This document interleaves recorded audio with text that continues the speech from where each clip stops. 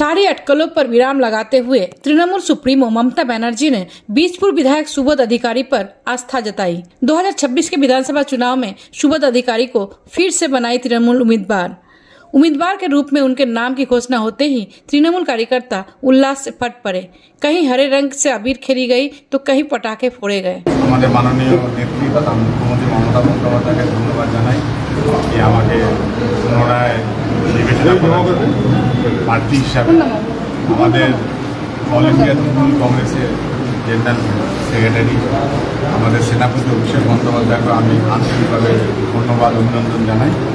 সাথে সাথে আমাদের ব্যারাকপুর দমদম সাংগঠনিক জেলা সভাপতি তথা সংসদ পার্থভূমি মহাশয় আমাদের এই অঞ্চলে যিনি রাজনৈতিক অভিভাবক তাকেও আমি অভিনন্দন শুভেচ্ছা জানাই। আর আমাদের বীজপুর বিধানসভায় যাদের ভূমিকা মানুষের কাজ যারা করেছেন, মানুষের কাছে যে ফিডব্যাক পেয়েছে দল আবার পুনরায় আমাকে প্রার্থী করেছে, সেটা তো একা দ্বারা সম্ভব হয় না। ধরুন 2 পৌরসভায় 2 চেয়ারম্যান, হালিশহরে শুভঙ্কর ঘোষ, কাছাড়াপাড়ার কমল অধিকারী সহ যত কাউন্সিলর রয়েছে, চেয়ারম্যান মানিশ রয়েছে, যত কাউন্সিলর সিআইসি আছে পুরো টিম।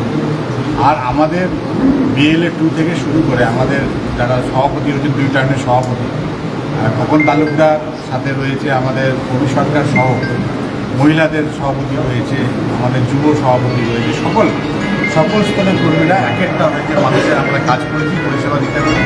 তারই রেজাল্টে তারই ফলশ্রুতিতে আজকে পুনরায় আমাদের নেত্রী মমতা বন্দ্যোপাধ্যায় বীজপুরের মানুষের কাছে ক্যান্ডিডেট করেছে বা আমাকে প্রার্থী করেছে। আমি ধন্যবাদ জানাই যে আবার ভরসা করা হচ্ছে।